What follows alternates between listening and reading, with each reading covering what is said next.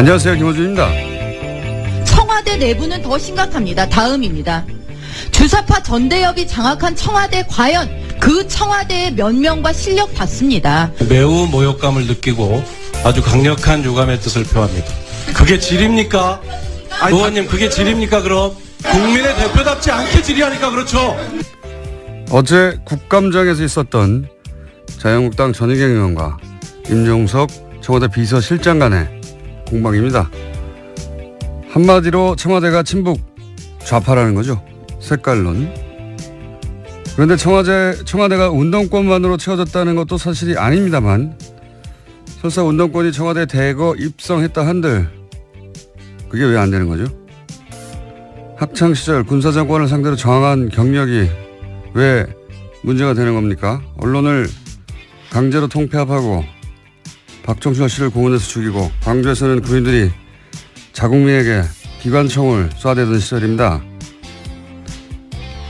당신은 그렇게 국민들이 죽어갈 때 어디서 무엇을 했냐고 따진다면 모르겠는데, 그 시절 그런 군사정권에 왜 대들었냐고 따지는 건 무슨 경우인가요? 학생운동 영역을 훈장처럼 휘두르는 것도 안 될 일이지만 그 경력이 무슨 엄청난 죄라도 되는 것처럼 문제 삼는 것은 납득할 수가 없습니다. 그럼 전희경 의원이 그 시절로 돌아가면 어떻게 했을 겁니까? 군사정권을 열렬히 옹호라도 했을 겁니까? 그럼 나라면 그랬다고 말을 하시던지요. 김어준 생각이었습니다.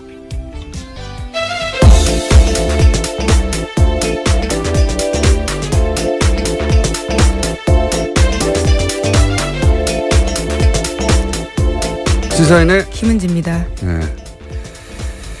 검색어가 올랐길래 제가 아침에 커피 오프닝을 하나 써봤는데, 전희경 의원은 자유경제원 사무총장 출신이죠. 네, 그렇죠.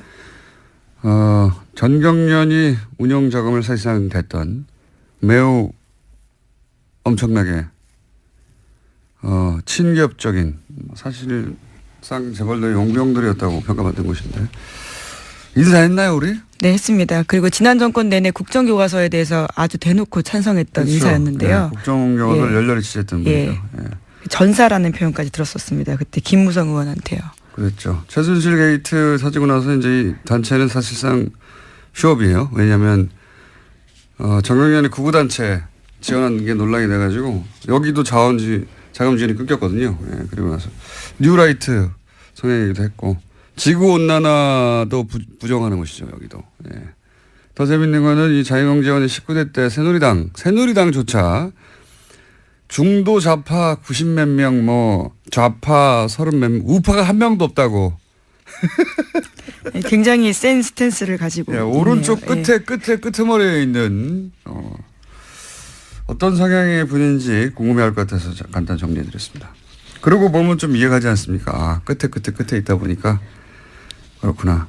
근데 전 의원 자신이 누리고 있는 현재 이 발언의 자유, 상당 부분은 그 시절에 저항했던 학생들 덕이라는 걸. 예, 앞서서 싸웠던 사람들이 있었기 때문에 가능했던 일인데요. 그 덕이라는 걸 알아야 할 텐데 인정할 리는 없겠지만요. 예, 하여튼 어제 하루 종일 화제였습니다. 자, 첫 뉴스는요. 네, 박근혜 정부의 청와대가 국정원 특수활동비 5억 원 들여서 당내 경선 여론조사했다라는 소식은 이미 전해드린 바가 있는데요. 이와 관련해서 어제 JTBC가 추가로 보도했습니다. 이렇게 이뤄진 여론조사가 100차례나 된다라는 건데요. 이 여론조사는 이른바 배신자로 낙인 찍혔던 유승민계 의원들의 지역구에서 집중적으로 이뤄졌습니다. 그러니까 청와대가 직접 이 지역에서 소위 진박 후보를 내서 경선을 통과할 수 있을지 없을지를 파악했다라는 겁니다. 선거 개입이죠. 이건 한마디로. 예.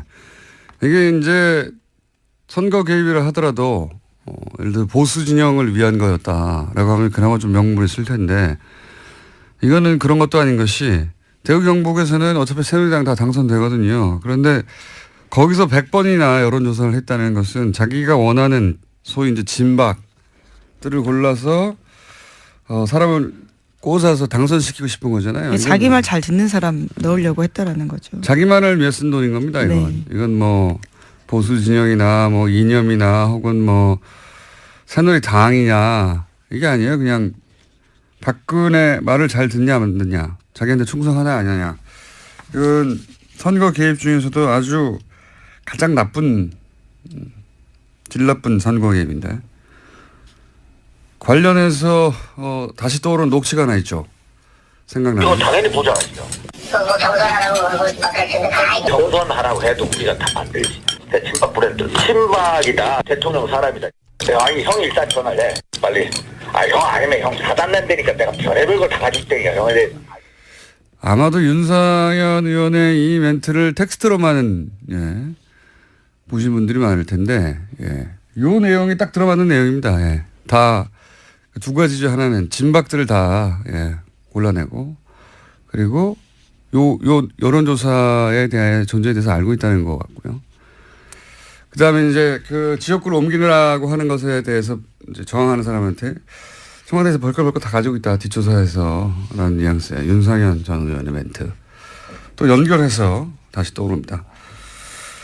자, 알겠습니다. 이건 조사가 이루어질 것 같고요. 자, 다음 뉴스는요. 네, 국정원 댓글 수사를 방해한 혐의로 구속영장이 청구됐던 국정원 TF 소속의 직원들이 전원 구속됐습니다. 여기에는 장호준 전 부산지검장 등 현직 검사가 포함되어 있고요. 또 서천호 전 국정원 2차장 등 전직 국정원 간부들이 되어 있습니다. 강부영 영장전담 판사 같은 경우에는요, 범죄 혐의가 소명되고 증거인멸의 우려가 있기 때문에 영장을 발부한다라고 밝혔습니다. 이제 영장 기각되는 경우가 별로 없을 것 같아요. 지난번에 추명호 국장을 영장 기각했다가 네, 오히려 더 큰 사건이 터졌죠. 더 큰 사건이 터지고 추명호 국장은 더 많은 혐의를 안고 구속됐죠. 결국 구속됐습니다. 예. 앞으로는 빨리빨리 구속돼 영장이 나오지 않을까. 이번 댓글 사건 같은 경우에도 그때 그 영장 기각으로 인해서 밝혀진 사건이거든요. 그래서 제가 당시 영장 실질심사 판사들에게 대해서 이렇게 여러 가지 비판적인 이야기를 한 것에 대해 사과드렸잖아요. 다시 한번 사과드리고요. 그런 큰 뜻이 있는 줄 제가 모르고 감사드립니다. 다음 뉴스는요. 다만 이와 관련해서 같은 혐의로 구속영장이 청구됐던 변창훈 검사 같은 경우에는 어제 영장실질심사를 1시간 앞두고 투신했습니다. 결국 숨졌는데요. 현장에서는 유서는 발견되지 않았다라고 합니다. 이거 참 일질 사안간이에요. 일주일 전에 사망한 국정원 소속 정모 변호사.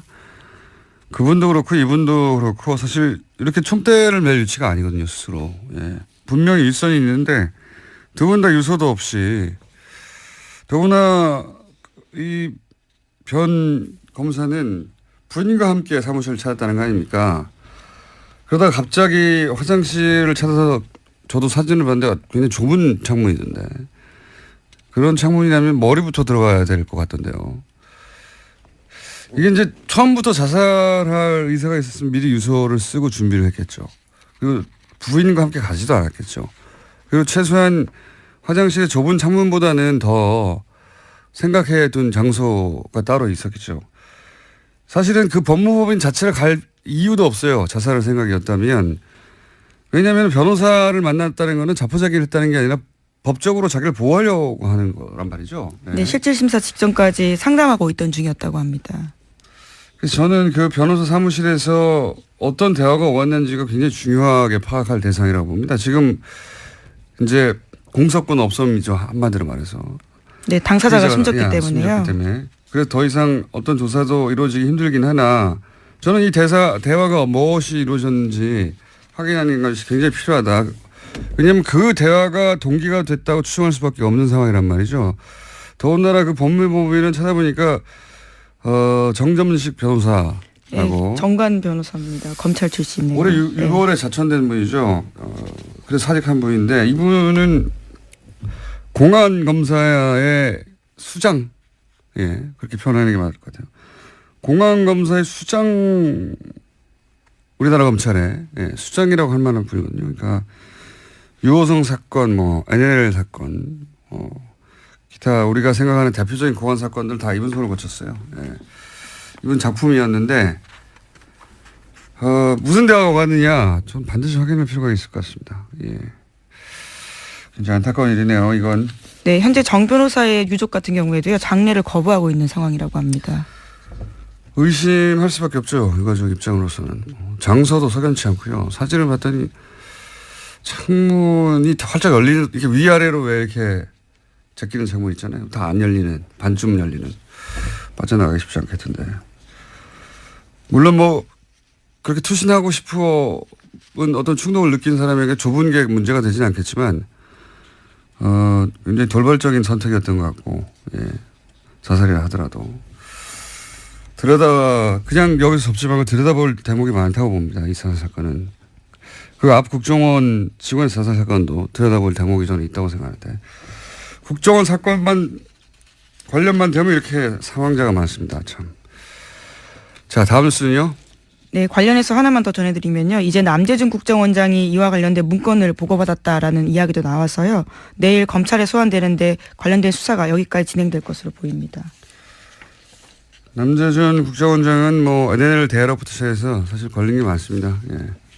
제가 보기에는 NLL 대화록도 이명박 그 시절에 청와대가 전해줬다라고 어제 예. 보도가 나왔죠. 예. 예. 국정원 개혁 발전이 발표했습니다. 이건 사실 이명박 청와대가 대선에 직접 개입한 거라서 제목이 클 거라고 봅니다. 예. 그리고 이 유출한 대화록을 토시 하나 틀지 않고 읽었던 김무성 의원도 이제 다시 수사대장이 될 일이고요.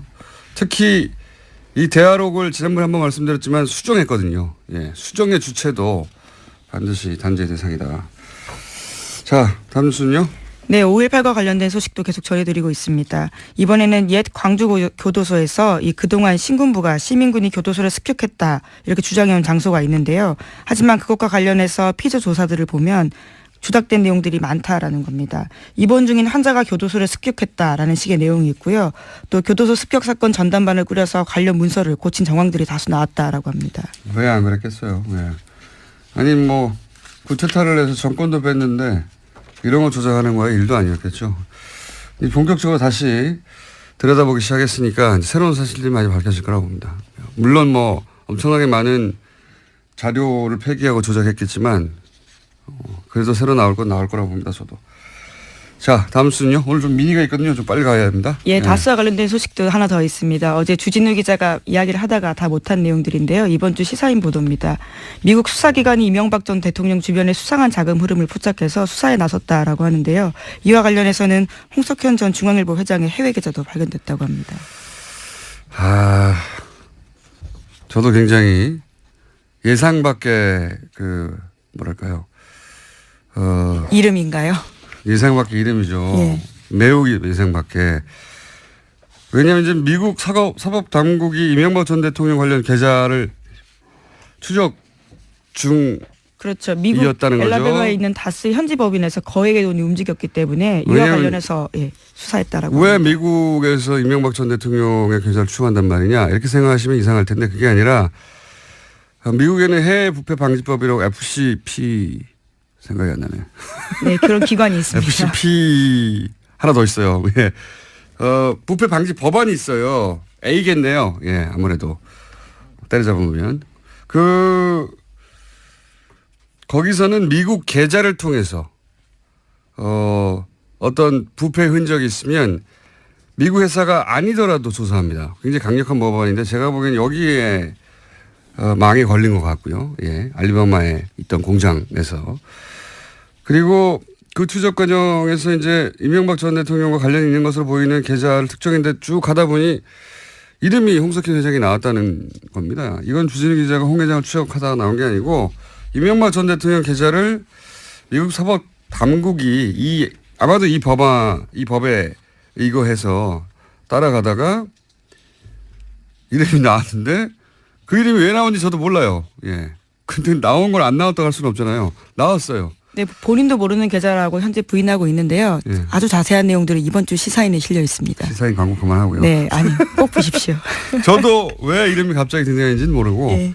주중에 기자도 이건 몰라요. 근데 여러 가지 가설이 있을 수는 있겠지만 그건 뭐 가설조차 말할 단계는 아닌 것 같고 아직.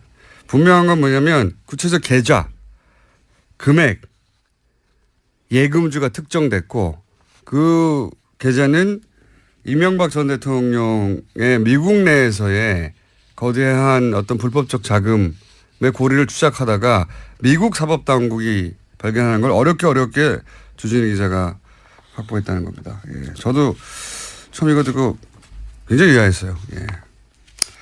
자, 트럼프 대통령 온다는 뉴스 있죠? 네, 예. 1박 2일로 옵니다. 예. 오늘 정오께 들어옵니다. 예, 온답니다. 예. 자, 오늘 여기까지 해야 될 것 같습니다. 왜냐하면은, 뉴스 하나 더 하려고 그러셨죠? 끝에. 아, 네, 트럼프 대통령이 지금 37%. 아니요, 그거 말고. 아, 예.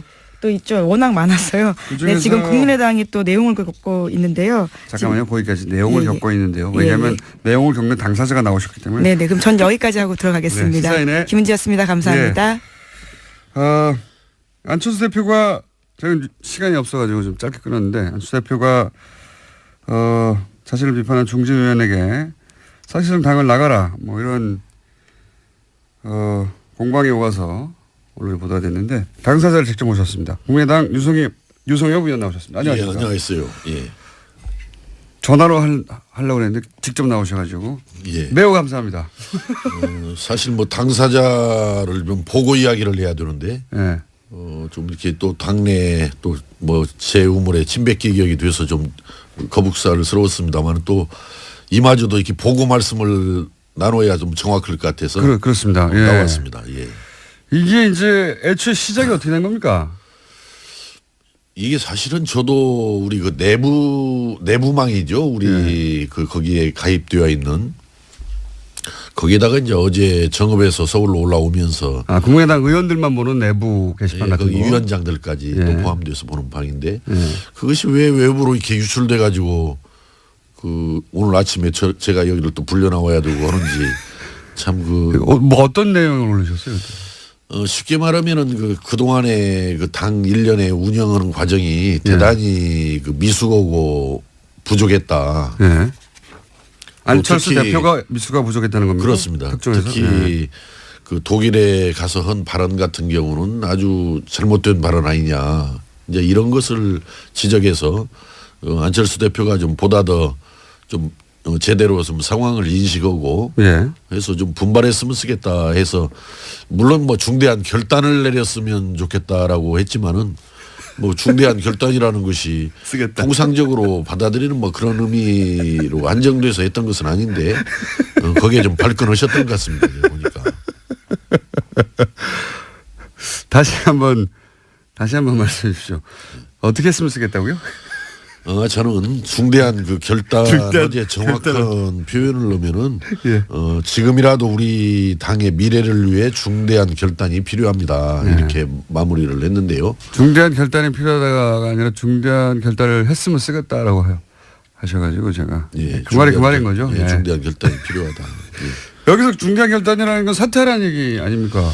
저는 뭐 그 사퇴까지 염두에 두고 그런 말한 건 아니고 그건 진도가 좀 너무 많이 나간 이야기고. 그러면 그거 왜 중대한 결단은 뭡니까? 왜 그러냐면 지금까지 그 당에 이를테면은 예. 이제 독일에서의 그 복수 발언. 적폐 청산이 복수라는 복수다. 이런 표현. 예. 이제 이런 표현이 이제 최종적으로 이제 조금의 문제였지만은 그 전에 뭐 지역위원장을 당헌이나 당규에 근거도 없이 일괄 사퇴하라든지 예. 또 뭐 되지도 않을 바른정당과 통합 가지고 당의 분란을 일으켰잖아요. 예. 지금 분열될 것이 뻔히 예상되는 가운데 실제 어제 그제 분열이 되지 않았습니까? 9명이 네, 나갔는데 또 뭐 최근에 와서는 각 시도당의 사무처장을 중앙당에서 다 내려보내겠다. 예. 또 뭐 이게 또 원칙도 없어요. 어디는 뭐 당무사무처장, 어디는 뭐 정무사무처장으로 전북은 그렇게 하겠다라고 하는데 어디는 뭐 그냥 그대로 사무처장만 또 교체하는 이런 결과고. 그래서 이런저런 걸 보면은 좀 당이 너무 소통 없이 일방적으로 지금 운영되고 있는 것이 아니냐. 운영 방식이 문제가 많다. 거기에 대해서 좀 제대로 인식을 하고 좀 바로잡고 나가라 이런 의미죠. 바로잡고 나가라. 큰 결단은 그런 의미입니까? 그렇습니다. 그동안에 그 문제에 대해서 아마 본인은 이것이 뭘 잘못했는지를 잘 모르는 것 같아서 그걸 제대로 좀 인식을 하고 분명하게 바로잡자 이 의미가 이제 중대한 결단을 하라는 제 뜻이었습니다. 당초의 뜻이. 그 중대한 결단 단어가 이제 당대표직을 내려놓으라고 이해가 된 것 같은데 예. 그렇게 이해할 수밖에 없었을 거라고 저도 보는 것이 이제 보도된 그 쓰신 글을 보면 당대표 출마하는 것도 비정상이고 비정상으로 출마했는데 당선된 것도 당의 비정상이다. 이렇게 얘기했으니까 비정상적인 자격으로 출마해서 비정상적으로 당선됐으니 지금은 중대한 결단을 해서 당대표를 내려놓으시오. 이렇게 이해됐겠지 않습니까? 제가 이제 그 말씀은 예. 그때 이제 전당대회 직후 안철수 대표께서 제 방에 와서 예. 제가 그 이야기를 했죠. 본인한테. 출마한 것도 비정상이었고. 아, 그때 이게 사석에서 나눈 얘기입니까? 이거? 그렇습니다. 비정상적인 출마를 통해서 당선된 것도 이 당이 비정상적이라는 거다. 그러니까 이 비정상적인 당을 정말 제대로 바로잡으려면은 엄청나게 어려운 일이다. 그렇기 때문에 정말 좀 잘해 주었으면 쓰겠다. 이제 이런 뜻으로 이야기를 드렸던 겁니다. 아, 그때는 그렇게 말씀하신 거예요? 그럼요. 아, 사석에서 했던 얘기를 연장선상에서 이제 이런 얘기를 하신 거네요. 말하자면. 그때 이제 전당대회 직후에 이제 제 방에 왔을 때 이제 그런 이야기를 제가 했는데 지금 비정상적인 상황이니 잘해달라라는 잘해달라. 이거 굉장히 어려운 일이다. 중요한 과제다. 뒷부분이 있군요. 그래서 여기서 중대한 결단이라는 것은 거기에 대한 인식을 다시 해달라는 이야기예요. 근데 지금 상황에서 안 대표가 지지율도 당 지지율이 올라가지도 않고 그런 상황에서 이제 이런 말을 하니까 당대표 그만두라는 얘기로 이해가 되는 거는 좀 자연스러운 것 같습니다.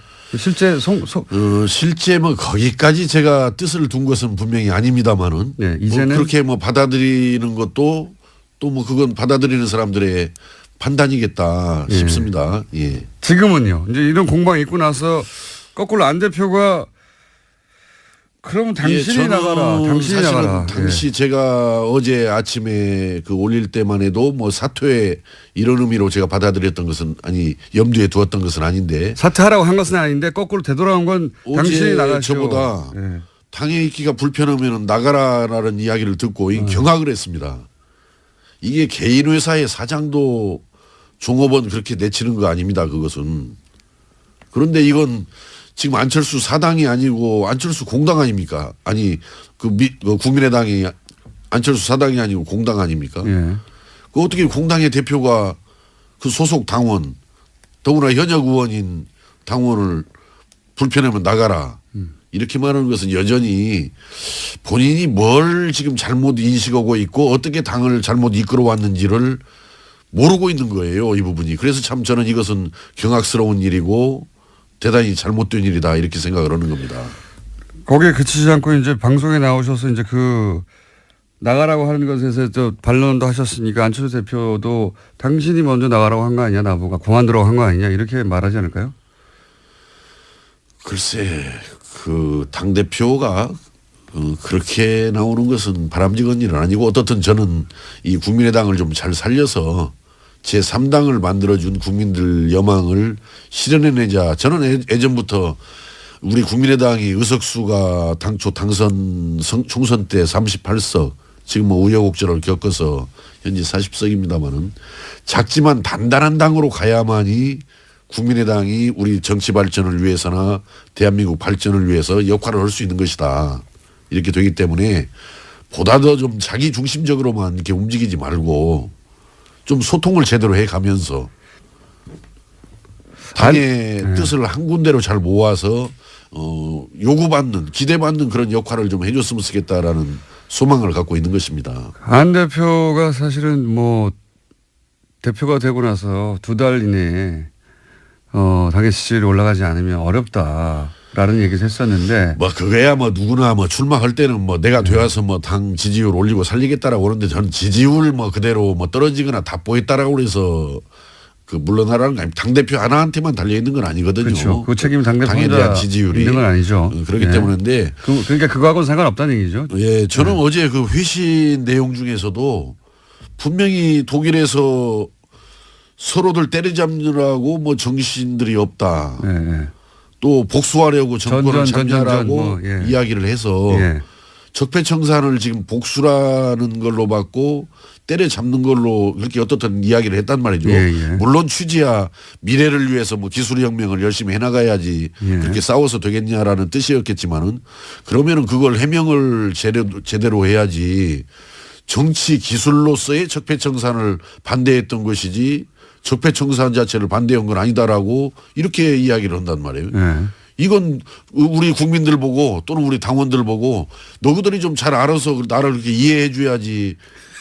차라리 좀 거기 가서 미래를 강조하다 보니까 기술혁명을 강조하다 보니까 좀 말이 잘 못 나갔다. 좀 오해가 들 수 있게끔 나간 점에 대해서 내가 분명히 사과하고 바로잡겠다. 이게 당당하고 떳떳한 태도지 적폐청산을 정치 기술로서의 적폐청산을 반대했던 것이다. 이렇게 변명하고 나오는 것은 저는 솔직하지 못한 태도고 바람직하지 못한 태도라고 생각합니다. 안철수 대표는 지금 그러면 당대표로서 국민의당을 이끌 만한 역량이 안 됩니까? 저는 자격이 아직은 부족하다고 생각합니다. 관두란 얘기잖아요. 본인이 네. 더 분발해야죠. 그러니까 더 분발해야 되죠. 예. 특히 뭐가 부족합니까? 무엇보다도 좀 사람들과 충분히 소통하면서 결정을 해야 되잖아요. 예를 들어서 지역위원장 일괄 사퇴라느니 당헌 당규에도 근거가 없는 부분을 하려면은 적어도 의총 속에서라도 아니면은 뭔가 최고회의를 열어서라든가 뭔가 충분히 논의를 해서 결정을 하고 이렇게 합의에 기초해서 추진을 해본다라든지 또 바른정당과 통합 문제 얼마나 중요한 문제입니까 이 문제가. 그 말씀 하셨고 그러면 그래서 지금 그렇게 생각하는 의원들이 당내에 많습니까? 저는 일일이 지금 아직까지 국정감사하느라고 대화를 해보지 않았습니다만은 저는 평소에 상식적인 선에서 항상 생각을 한다라고 생각을 하기 때문에 아마 저와 같은 생각을 하는 의원들도 다수지 않겠는가 이렇게 생각을 하는데 아직 세보지를 않아서 모르겠습니다. 그 문제는. 세보시면 꼭 저한테 알려주시고요. 참 걱정입니다. 근데 이제 이렇게 안철수 대표와 생각이 같은 분들도 당내에 있겠지만 생각이 이렇게 완전히 다른 분들 당내에 그런 여러 가지 노선이 있는 거는 상관이 없는데 이건 노선의 문제가 아니라 당신 자격이 안 되라고 하는 거는 좀 다르지 않습니까? 예. 우린 일로 와야 돼 혹은 절로 가야 돼 이념적 노선이 다르거나 하는 건 모르겠는데 이렇게 역량 자체가 안 된다라고 하는 건 좀 다른 이야기인 것 같은데 그렇게 생각하는 분들이 당내에 많으면 당대표와 같이 하기 어려울 수도 있지 않습니까? 이제 어제 우리 그 안철수 대표께서 이런 말씀을 했어요. 그 본인을 공격하는 사람들 중에서는 비정상의 언급들 속에서는 늘 전가의 보도처럼 호남민심이 동원된다라고 그랬는데 저는 어제 제가 올린 글에 호남민심이란 말을 언급한 바는 없습니다만은 저는 이렇게 호남민심을 지금 안철수 대표가 이렇게 걸어놓는 의미는 이건 지금 부정적인 의미로 지금 이렇게 이야기를 하는 건데 호남이라는 것은 여든 야든 대한민국은 어떻든 지역구도 정치 속에서 영남 패권주의의 피해자들입니다. 호남은. 네, 상당 기간 그랬죠. 피해자들이죠. 사실은. 네. 소외받고 차별받고 하는 것이 호남이 피해자들인데 지난 총선에서 38석이라는 의석을 만들어준 데가 저는 호남이라고 생각합니다. 예. 그렇죠. 그러니까 그건 사실입니다. 호남에 대해서 고마워하지는 못할망정 자꾸 왜 호남을 부담스러워하고 호남을 폄하하냐 이게요. 38석 된 것까지는 좋은데 이제 호남의 지역 정당이라고 하는 건 자기 자신의 발목을 잡는다 이렇게 생각하는 거겠죠. 그건 배은망덕한 태도라고 생각을 해요. 호남을 단단하게 자기 지지로 끌고 가면서 더 외연을 확장해 가야지 그 불쌍한 어찌 보면 호남 아닙니까 사실은. 영남 패권주의에서 지금까지 차별받고 소외받은 그러니까 이 호남에 대한 인식도 저는 생각을 좀 바꿔줘야지. 알겠습니다. 의원님 오늘은 하실 말씀을 하신 것 같은데 사실은 안철수 대표가 같이 나와서 여기에 대해서 해명하거나 했으면 좋겠지만 안철수 대표는 저희 방송에 안 나오시는지라. 그러니까 이제 본인 당사자와 더 대화를 해야 될 일입니다. 예. 자, 요 사안은요. 그 진행은 알겠습니다. 그리고 안철수 대표가 아마도 의원님께서 나가라는 건 아니었지만 예, 이렇게 나오는 이상 자격이 확실히 없다라고 이제 발언을 하셨으니까 또 답이 있겠죠 아마도. 이제 오늘 들어오신다라고 하니까 네. 당내에서 충분한 아마 논의들이 있어야죠 당연히. 답이 있으면 다시 한번 저희가 예. 그 답에 대한 답을 의원님한테 제가 직접 들어보겠습니다. 그리고 이번 기회에 좀 알아봐 주십시오. 의원님과 비슷한 생각을 가지신 국민당 내 숫자가 얼마나 되는지. 뭐 이제 논의들 해가다 보면 뭐 예. 정확하게 파악이 되겠지만은 사실은 TBS에서 정치 이야기 하지 말자라고 제가 지난번에 이야기했는데 나와서 본의원이게 정치 이야기 하게 됐습니다. 지금. 급할 때는 다 저희를 찾습니다. 예. 자, 오늘 여기까지 하고 꼭 조만간 다시 한번 예. 요 사안이 그냥 끝날 것 같지는 않거든요. 그렇죠? 예. 잘 마무리돼서 우리 국민의당이 제대로 살아나게 여기서 잘 마무리는 있습니다. 안철수 대표의 퇴진입니까? 꼭 뭐 저는 퇴진을 뭐 거듭해서 말씀드리지만 퇴진을 말하는 것은 아니고 정말 제대로 인식을 하고 제대로 인식을 못하면 퇴진해야 되는 제대로 거죠. 역할을 해야 된다. 그러니까 예, 제대로 그런 인식을 못하면 퇴진해야 되는 거죠. 뭐 너무 자꾸 진도를 많이 나가지 말자고요. 진도를 많이 나가지 말고. 여기까지 하겠습니다. 예. 지금까지 국민의당 유승엽 의원이었습니다. 감사합니다. 예, 감사합니다. 오랜만에 스튜디오에 나오셨습니다. 그런데 이제 신분이 완전히 바뀐 채. 예. 지난 대선 기간 동안 뉴스공장의 오자 토크의 멤버로 고정 출연하셨다가 이제는 정의당의 무려 대표가 되어 돌아오신 이정미 대표님 모셨습니다. 안녕하십니까? 네, 안녕하세요. 이정미입니다. 예. 그때는 저 구석에 앉아서 발언기에도 5분의 1 혹은 6분의 1밖에 안 됐는데 단독으로 나왔습니다, 오늘. 단독으로 당대표로 나오셨습니다. 정의당이하고 그 노회찬 원내 대표가 전 뉴스공장에서 빵빵 터트리는 최고 인기 코너를 유지하고 있는데 혹시 정의당 내에서는 노회찬 대표가 여기 나가는 거 싫어한다거나 뭐 아니면 열렬히 환영한다거나 뭐 이런 거 반응이 아니, 있습니까? 당원들 안에서는 왜 일주일에 한 번만 나가냐. 매일 나가라. 그러고 있죠. 그렇군요. 예. 하지만 또 노회찬 원내대표를 뛰어넘고 싶은 그런 노회찬이 나의 라이벌이야 이렇게 생각하면서 탐탁치 않아 하는 분들은 없어요? 아니면 김어준 저거 이러면서. 뭐 지금 노 대표님은 좋은 선수가 좋은 그라운드를 만났다 이런 느낌이고요. 그래서 평상시에 말을 아끼세요. 수요일 날 가서 다 털어놓으시려고. 왜 이렇게 말수가 적어지셨나 그랬더니 수요일 날 가서 다 터시려고. 아, 싸우시는 거구나. 예. 네. 혹시 그런 얘기가 미리 나가면 재미가 없으니까 네. 또. 예.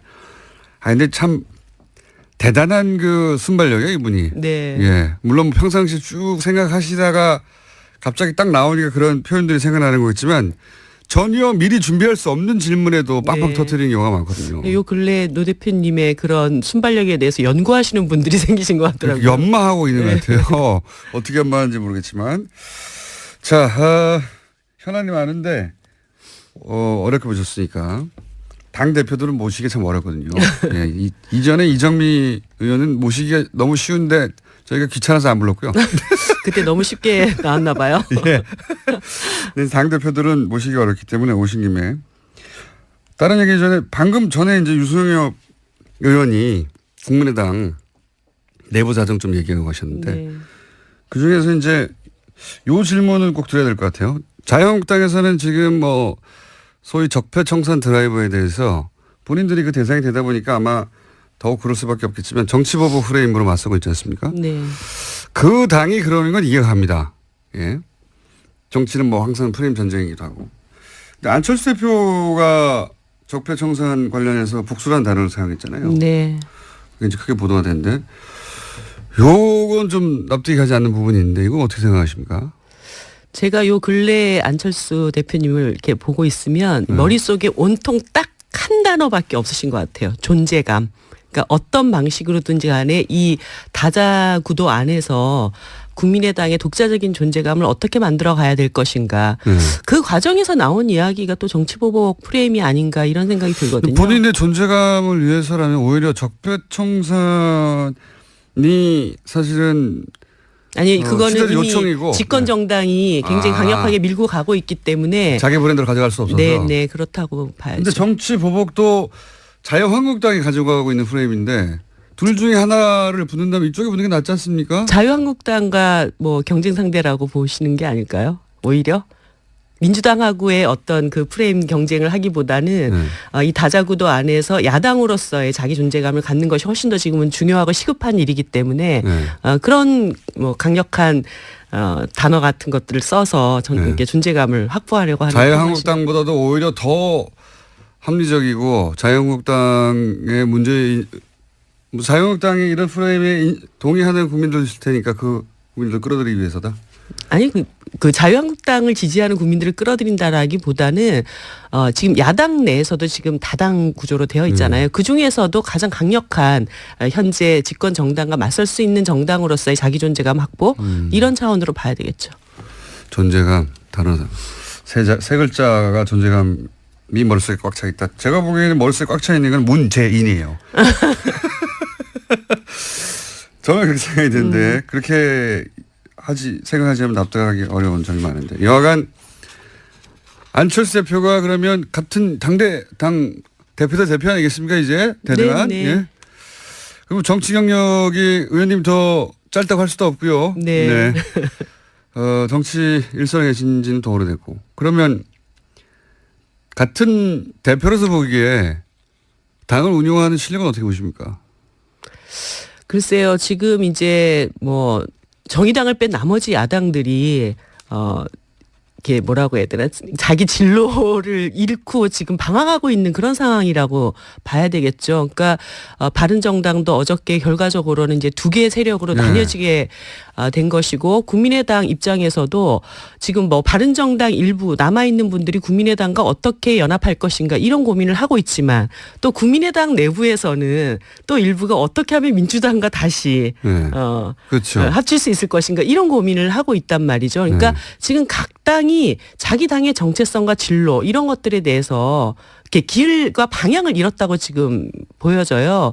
그런 조건에서 국민의당을 하나로 통합시켜서 끌고 나갈 수 있는 리더십 이것이 지금 안철수 대표에게는 거의 남아있지 않은 그런 상태가 됐다 이렇게 봐야 되겠죠. 그런 리더십이 원래 있었는지 없어졌는지 아닌지 처음부터 그것에 대해서는 제가 뭐 평가를 할 일은 아닌 것 같고 처음부터 없었는지는 모르겠지만 지금은 그렇게 그 리더십이 먹히지 않고 있는 상황인 것 같다. 네.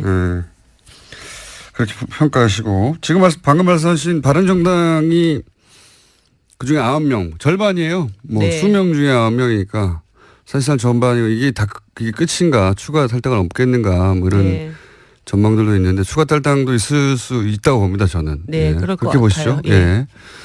보통 이런 식의 대규모 탈당했을 때 한 번에 안 하고 나눠서 하는 경우가 많지 않습니까? 네. 더 큰 타격을 주려고. 참 바른정당 입장에서 어려운 상황이 됐는데 바른정당의 미래는 어떻게 보세요? 이렇게 되면 정의당이야. 역사가 일지 않습니까? 이렇게 어렵게 고군분투한 역사가. 얼마 전에 하태경 의원이 저한테 비교섭 단체로 생존하는 법에 대해서 한번 와서 배우고 싶다고 얘기를 하시던데요. 그러니까 그 노하우야 오래 쌓여 있는데 가난하게도 살아남고 근데 바른정당에 계신 분들은 사실 배부른 정당에 있다가 어렵게 생활하기 시작하고 견디기가 쉽지 않으실 겁니다. 비교섭 단체로 저렇게 견디시기가. 그렇죠. 예. 그래서 결과적으로 이제 9분은 원대 복귀한 거고 빈손으로 그리고 나머지 이제 11분들 안에서 뭐 한 달만 지내보면 이게 얼마나 축구 배고픈 상황인지 바로 이제 느끼시게 될 거기 때문에. 예, 교섭단체도 아니기 때문에 국회 일정에 들어가서 같이 합의할 수도 없고. 아니 그리고 그쪽에서 여야장 협의체를 만들 때 정의당이 비교섭단체여가지고 거기 껴주면 안 된다고 그렇게 하셨던 분들인데 결과적으로 이제 그런 상태가 되셨고 그래서 이 비교섭단체로 뭐 불합리함에 대해서 정의당과 함께 이것을 개선하기 위해서 노력하시면 좋겠고 아마 또 그것을 견디기가 굉장히 어려우실 거기 때문에 제가 볼 때는 지금 남은 분들 중에 또 일부가 또 들어갈 것이다. 예, 그런 상황이 되지 않겠는가. 비교섭 단체 이제 국회 출입하는 기자들이나 혹은 국회의원들이나 정당 관계자들은 잘 알겠지만 비교섭 단체가 된다는 것은 어떤 의미입니까? 유령 취급받는 거죠. 어저께도 뉴스에 바로 그렇게 나오지 않습니까? 이제 국회는 3당 체제가 되었습니다. 아니 정당이 엄연히 다 존재하는데 국회의원들도 존재하고. 네. 그런데 왜 3당 체제가 나머지 정당은 그러면 없는 취급을 하는.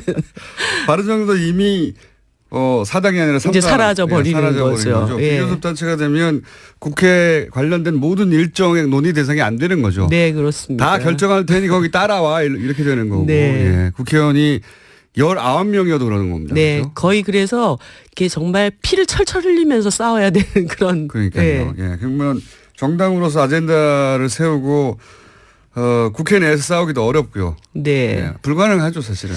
그런데 또 그런 유령 취급을 당하는 가운데서도 존재감을 확보하면서 열심히 잘 싸우는 노하우는 정의당이 또 차근차근 쌓아왔기 때문에. 심상정 전 대표나 노회찬 대표 같이 그런 가운데서도 싸워서 자기 존재감을 드러내고 아젠다를 국민들에게 인식시키는 분도 있는데 바른정당에 계신 분들 그걸 과연 할 수 있을까? 걱정이라기보다는 어렵지 않겠나는 전망들이 있는 거죠. 그래도 용기를 가지라고 말씀드리고 싶네요. 가서 유승민 대표 어깨 좀 토닥거려 주시고 왜냐하면 곧 당선될 가능성이 높지 않습니까? 전당대회 있고. 네. 일주일 후면 아마. 함께 이 교섭단체 문턱을 낮추는 그런 연합 정치를 해야 되지 않을까요? 이건 어떻게 보십니까? 어제 오랜만에 나오셨기 때문에 급하게 짧게 여러 가지 여쭤보고 싶습니다. 어제 국감장에서 이제 자유한국당 전희경 의원이 임종석 비서실장한테 뭐 전대협, 네. 주사파 이런 얘기 정말 군사정권 시절부터 만들어진 용어들이. 네, 아주 오랜만에 들어보는 얘기여서 깜짝 놀랐어요. 야, 이거 정말 오랜만이다. 네. 이렇게 생각이 들었는데 이 공방에 대해서는 어떻게 보십니까? 뭐 지금 결과적으로 자유한국당이 복고주의로 가는구나. 하다 결국 방법이 없으니까 옛날 방법을 다시 쓰는 수밖에 없다. 이런 판단하지 않았을까요? 뭡니까 그 용어? 레트로. 네. 레트로 파티입니까? 네. 복고정당.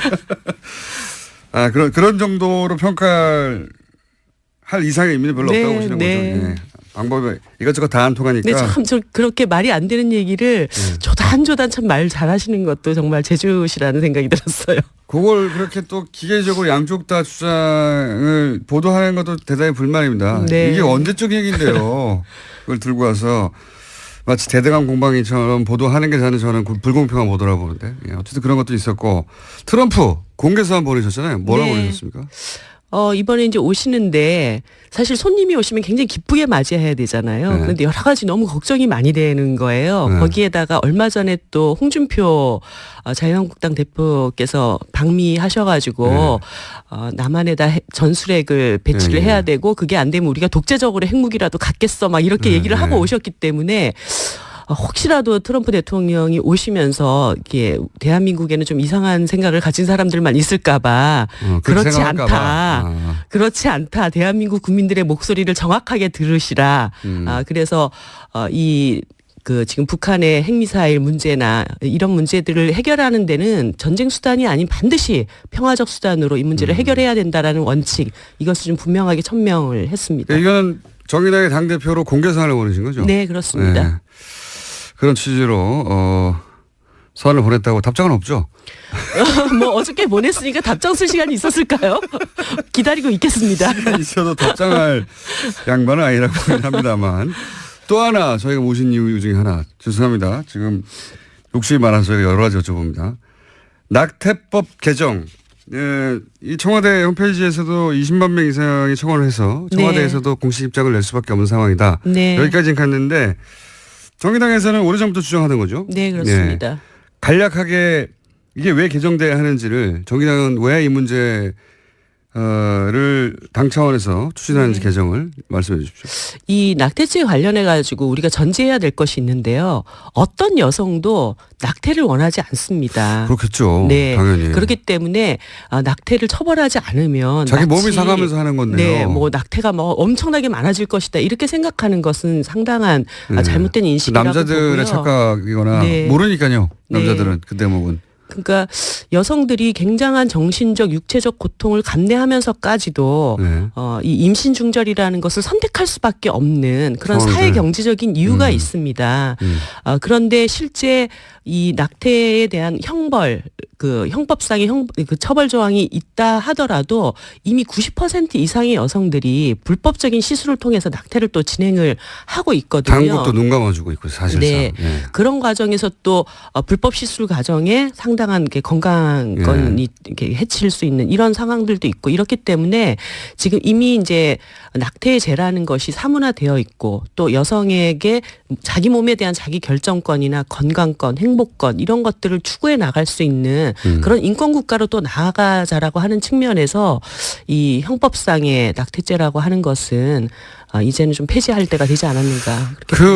저희가 일요일부터 함께한 여론조사에서도 2년 전과는 다르게 찬성이 훨씬 높게 나왔어요. 7년 전 여론조사와 지금 여론조사가 완전히 딱 그렇죠. 정반대로 뒤집혀진. 시대 정신이 바뀐 거죠. 네. 그런 인식을 가진 분들이 많고. 자, 벌써 시간이 10초밖에 안 남았네. 이럴 수가. 저희가 한 달에 한 번씩은 그러면 따로 모시겠습니다. 어떻습니까? 좋죠. 네. 알겠습니다. 그 대신 노 대표님은 매일매일 부르시는 걸로. 이정미 정의당 대표였습니다. 감사합니다. 네, 감사합니다. 우리나라 검찰의 수장이라고 할 만한 분이거든요. 그러니까 유호성 사건, NLL 사건, 기타 우리가 생각하는 대표적인 공안 사건들 다 이분 손을 거쳤어요. 이분 작품이었는데 무슨 대화가 오갔느냐 좀 반드시 확인할 필요가 있을 것 같습니다. 굉장히 안타까운 일이네요. 이건. 네, 현재 정 변호사의 유족 같은 경우에도요 장례를 거부하고 있는 상황이라고 합니다. 의심할 수밖에 없죠. 유가족 입장으로서는. 장소도 석연치 않고요. 사진을 봤더니 창문이 활짝 열리는 이렇게 위아래로 왜 이렇게 제끼는 창문 있잖아요. 다 안 열리는 반쯤 열리는 빠져나가기 쉽지 않겠던데. 물론 그렇게 투신하고 싶은 어떤 충동을 느낀 사람에게 좁은 게 문제가 되지는 않겠지만 굉장히 돌발적인 선택이었던 것 같고 자살이라 하더라도 그냥 여기서 접지 말고 들여다볼 대목이 많다고 봅니다. 이 자살 사건은. 그 앞 국정원 직원의 자살 사건도 들여다볼 대목이 저는 있다고 생각하는데 국정원 사건만 관련만 되면 이렇게 사망자가 많습니다. 참. 자, 다음 뉴스는요. 네, 관련해서 하나만 더 전해드리면요. 이제 남재준 국정원장이 이와 관련된 문건을 보고받았다라는 이야기도 나와서요. 내일 검찰에 소환되는데 관련된 수사가 여기까지 진행될 것으로 보입니다. 남재준 국정원장은 NLL 대화록부터 시작해서 사실 걸린 게 많습니다. 제가 보기에는 NLL 대화록도 이명박 시절에 청와대가 전해줬다라고 어제 보도가 나왔죠. 국정원 개혁 발전이 발표했습니다. 이건 사실 이명박 청와대가 대선에 직접 개입한 거라서 제목이 클 거라고 봅니다. 그리고 이 유출한 대화록을 토시 하나 틀지 않고 읽었던 김무성 의원도 이제 다시 수사대장이 될 일이고요. 특히 이 대화록을 지난번에 한번 말씀드렸지만 수정했거든요.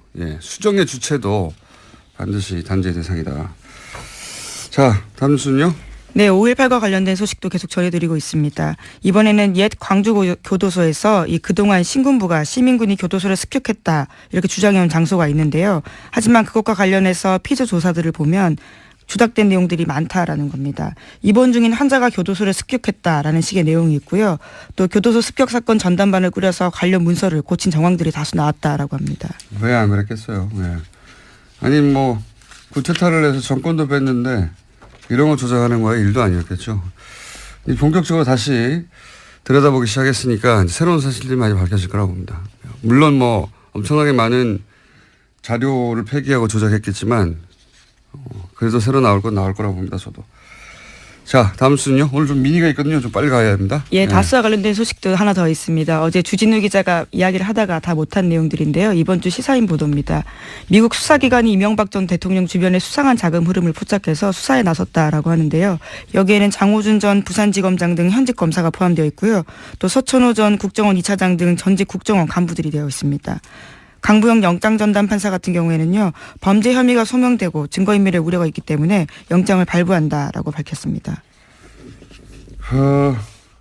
이제 영장 기각되는 경우가 별로 없을 것 같아요. 지난번에 추명호 국장을 영장 기각했다가 오히려 더 큰 사건이 터졌죠. 더 큰 사건이 터지고 추명호 국장은 더 많은 혐의를 안고 구속됐습니다. 결국 구속됐습니다. 앞으로는 빨리빨리 구속돼 영장이 나오지 않을까. 이번 댓글 사건 같은 경우에도 그때 그 영장 기각으로 인해서 밝혀진 사건이거든요. 그래서 제가 당시 영장 실질심사 판사들에게 대해서 이렇게 여러 가지 비판적인 이야기를 한 것에 대해 사과드렸잖아요. 예. 다시 한번 사과드리고요. 그런 큰 뜻이 있는 줄 제가 모르고 예. 감사드립니다. 다음 뉴스는요. 예, 다만 이와 관련해서 같은 혐의로 구속영장이 청구됐던 변창훈 검사 같은 경우에는 어제 영장실질심사를 1시간 앞두고 투신했습니다. 결국 숨졌는데요. 현장에서는 유서는 발견되지 않았다라고 합니다. 이거 참 일주일 사안간이에요. 일주일 전에 사망한 국정원 소속 정모 변호사. 그분도 그렇고 이분도 그렇고 사실 이렇게 총대를 맬 위치가 아니거든요, 스스로. 예. 분명히 일선이 있는데 두 분 다 유서도 없이 더구나 이 변 검사는 부인과 함께 사무실을 찾았다는 거 아닙니까? 그러다가 갑자기 화장실을 찾아서 저도 사진을 봤는데 굉장히 좁은 창문이던데 그런 창문이라면 머리부터 들어가야 될 것 같던데요. 이게 이제 처음부터 자살할 의사가 있었으면 미리 유서를 쓰고 준비를 했겠죠. 그리고 부인과 함께 가지도 않았겠죠. 그리고 최소한 화장실의 좁은 창문보다는 더 생각해 둔 장소가 따로 있었겠죠. 사실은 그 법무법인 자체를 갈 이유도 없어요. 자살할 생각이었다면. 왜냐하면 변호사를 만났다는 것은 자포자기를 했다는 게 아니라 법적으로 자기를 보호하려고 하는 거란 말이죠. 네. 네, 실질심사 직전까지 상담하고 있던 중이었다고 합니다. 그래서 저는 그 변호사 사무실에서 어떤 대화가 오갔는지가 굉장히 중요하게 파악할 대상이라고 봅니다. 지금 이제 공석권 없음이죠. 한마디로 말해서. 네, 당사자가 숨졌기 때문에요. 그래서 더 이상 어떤 조사도 이루어지기 힘들긴 하나 저는 이 대화가 무엇이 이루어졌는지 확인하는 것이 굉장히 필요하다. 왜냐하면 그 대화가 동기가 됐다고 추정할 수밖에 없는 상황이란 말이죠. 더군다나 그 법무법인은 찾아보니까 정점식 변호사라고. 네, 정관 변호사입니다. 검찰 출신이에요. 올해 6월에 자천된 분이죠. 그래서 사직한 분인데 이분은 공안검사의 수장. 예, 그렇게 표현하는 게 맞을 것 같아요. 공안검사의 수장. 이와 관련해서는 홍석현 전 중앙일보 회장의 해외 계좌도 발견됐다고 합니다. 저도 굉장히 예상 밖의 뭐랄까요. 이름인가요? 예상 밖의 이름이죠. 예. 매우 예상 밖의. 왜냐하면 이제 미국 사법당국이 이명박 전 대통령 관련 계좌를 추적 중 그렇죠. 미국 이었다는 엘라베마에 거죠. 있는 다스 현지 법인에서 거액의 돈이 움직였기 때문에 이와 관련해서 수사했다라고 왜 합니다. 미국에서 이명박 전 대통령의 계좌를 추적한단 말이냐 이렇게 생각하시면 이상할 텐데 그게 아니라 미국에는 해외 부패 방지법이라고 FCP 생각이 안 나네. 네, 그런 기관이 있습니다. FCP 하나 더 있어요. 예. 부패 방지 법안이 있어요. A겠네요. 예, 아무래도 때려잡으면 거기서는 미국 계좌를 통해서 어떤 부패 흔적이 있으면 미국 회사가 아니더라도 조사합니다. 굉장히 강력한 법안인데 제가 보기엔 여기에 망에 걸린 것 같고요. 예, 알리바마에 있던 공장에서. 그리고 그 추적 과정에서 이제 이명박 전 대통령과 관련이 있는 것으로 보이는 계좌를 특정했는데 쭉 가다 보니 이름이 홍석현 회장이 나왔다는 겁니다. 이건 주진우 기자가 홍 회장을 추적하다가 나온 게 아니고 이명박 전 대통령 계좌를 미국 사법 당국이 아마도 이 법에 이거해서 따라가다가 이름이 나왔는데 그 이름이 왜 나온지 저도 몰라요. 예. 근데 나온 걸 안 나왔다고 할 수는 없잖아요. 나왔어요. 네, 본인도 모르는 계좌라고 현재 부인하고 있는데요. 예. 아주 자세한 내용들은 이번 주 시사인에 실려 있습니다. 시사인 광고 그만하고요. 네, 아니 꼭 보십시오. 저도 왜 이름이 갑자기 등장했는지는 모르고 네. 주중에 기자도 이건 몰라요. 근데 여러 가지 가설이 있을 수는 있겠지만 그건 뭐 가설조차 말할 단계는 아닌 것 같고 아직. 분명한 건 뭐냐면 구체적 계좌, 금액, 예금주가 특정됐고 그 계좌는 이명박 전 대통령의 미국 내에서의 거대한 어떤 불법적 자금의 고리를 추적하다가 미국 사법당국이 발견하는 걸 어렵게 주진우 기자가 확보했다는 겁니다. 예. 저도 처음 이거 듣고 굉장히 의아했어요. 예. 자, 트럼프 대통령 온다는 뉴스 있죠? 네, 예. 1박 2일로 옵니다. 예. 오늘 정오께 들어옵니다. 예, 온답니다. 예. 자, 오늘 여기까지 해야 될 것 같습니다. 왜냐하면은 뉴스 하나 더 하려고 그러셨죠? 끝에. 네. 트럼프 대통령이 지금 37%. 아니요, 그거 말고. 예. 또 있죠. 워낙 많았어요. 네, 지금 국민의당이 또 내용을 겪고 있는데요. 잠깐만요. 거기까지 내용을 겪고 있는데요. 왜냐하면 내용을 겪는 당사자가 나오셨기 때문에. 네네. 그럼 전 여기까지 하고 들어가겠습니다. 네, 시사인의 김은지였습니다. 감사합니다. 안철수 대표가 저는 시간이 없어가지고 좀 짧게 끊었는데 안철수 대표가 자신을 비판한 중진위원에게 사실상 당을 나가라 뭐 이런 우파가 한 명도 없다고.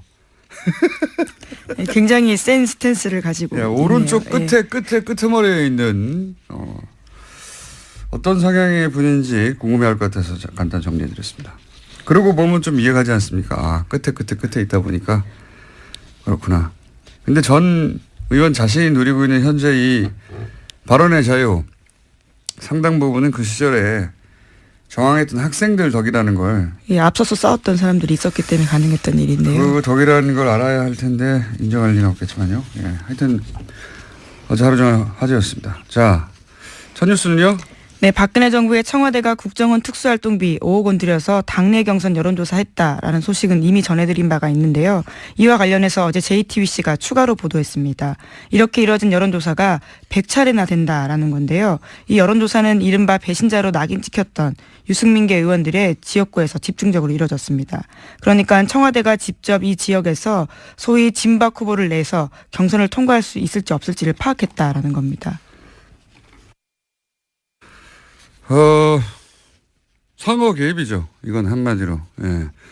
이게 이제 선거 개입이라 하더라도 예를 들어 보수 진영을 위한 거였다라고 하면 그나마 좀 명분이 있을 텐데 이거는 그런 것도 아닌 것이 대구 경북에서는 어차피 새누리당 다 당선되거든요. 그런데 거기서 100번이나 여론조사를 했다는 것은 자기가 원하는 소위 이제 진박들을 골라서 사람을 꽂아서 당선시키고 싶은 거잖아요. 자기 말 잘 듣는 사람 넣으려고 했다라는 거죠. 자기 말을 위해 쓴 돈인 겁니다. 이건. 네. 이건 뭐 보수 진영이나 뭐 이념이나 혹은 뭐 새누리당이냐 이게 아니에요. 그냥 박근혜 말을 잘 듣냐 안 듣냐, 자기한테 충성하냐 안 하냐.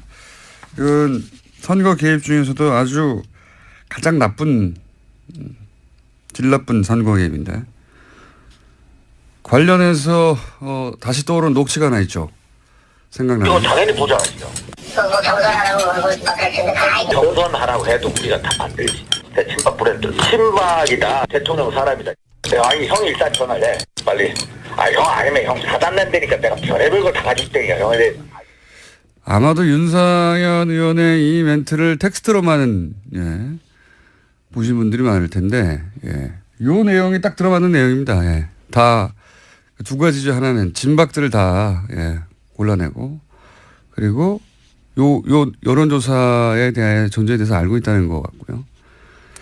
그다음에 이제 그 지역구를 옮기느라고 하는 것에 대해서 이제 저항하는 사람한테 청와대에서 벌컥벌컥 다 가지고 있다 뒷조사에서 라는 뉘앙스의 윤상현 전 의원의 멘트 또 연결해서 다시 떠오릅니다. 자, 알겠습니다. 이건 조사가 이루어질 것 같고요. 자, 다음 뉴스는요. 네, 국정원 댓글 수사를 방해한 혐의로 구속영장이 청구됐던 국정원 TF 소속의 직원들이 전원 구속됐습니다.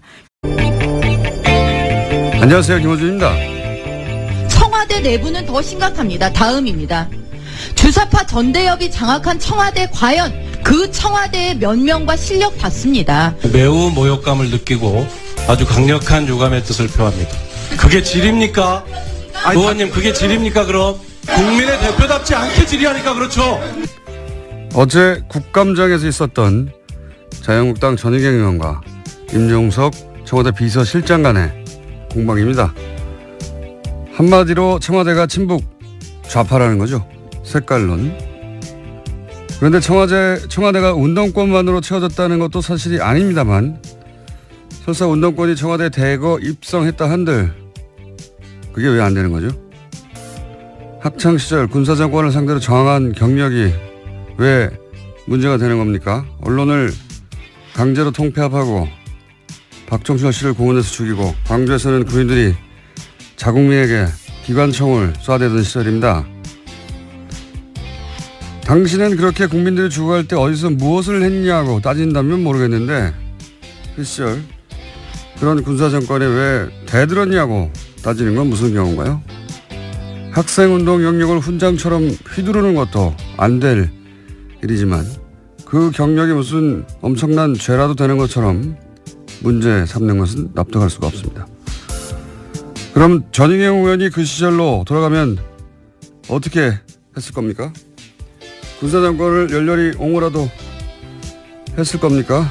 그럼 나라면 그랬다고 말을 하시던지요. 김어준 생각이었습니다.